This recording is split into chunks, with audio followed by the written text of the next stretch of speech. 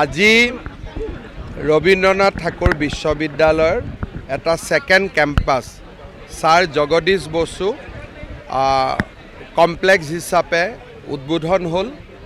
ৰাজ্য চৰকাৰে 50 কোটি টকা ব্যয় কৰি এই সুন্দৰ পৰিসৰটো নিৰ্মাণ কৰি উলাইছে।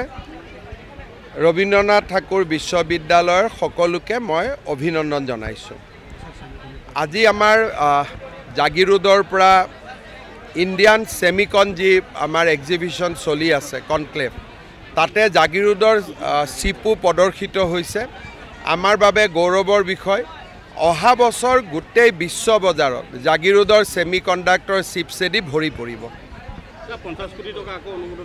আৰু এই বিশ্ববিদ্যালয়ৰ আৰু এক্সপানশ্যনৰ কাৰণে আমি 50 কোটি টকা দিম আৰু নেশ্যনেল হাইৱেলৈকে পোনে পোনে ৰাস্তা এটাও আমি নিৰ্মাণ কৰি দিম। সব দিন নালাগে, মুখ্যমন্ত্ৰী কোনেও দিন নোখোজে। দিন আৰু বাৰ যেতিয়া সুদত টকা দিয়ে তেতিয়া সোধে কোনদিনা ঘূৰাই দিব বুলি।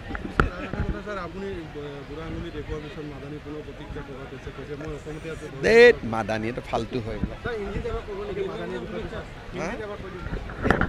মাদানী তাদানী এইবোৰ ফাল্টু মানুহ হয়। ইয়াতে কি ভেলু আছে? আৰে ভাই, আপোনালোকে তাক ভেলু দি নাথাকিব। এটা ফাল্টু মানুহ হয়। ফাল্টু মানুহৰ কথা সুধিবই নালাগে। কেইটা নিজে বিয়াই কৰাই থৈছে 2-3টা। এইবিলাক মানুহৰ কি ভেলু আছে? গতিকে এইবিলাক মানুহৰ কোনো ভেলু নাই। কংগ্ৰেছৰ দিনত ভেলু আছিল, বিজেপি দিনত কোনো ভেলু নাই। ইয়াত এটা লৰ এগেইনষ্টত কথা কওক, মই একে চুটে ঢালি দিম। মই ৰখি আছোঁ আৰু বেছি মোক চেলেঞ্জ কৰি লাভ নাই, বিপদ হ'ব। যিমানে চেলেঞ্জ কৰিছে সিয়ে আজিলৈকে পৰিছে। আপুনি বিচৰা বাতৰি পাব কেৱল নিউজ 18 এপত। নিউজ 18 এপ ডাউনলোড কৰিবলৈ স্কেন কৰক এই QR কোড। গুগল প্লে ষ্টৰতো পাব এই নিউজ 18 এপ।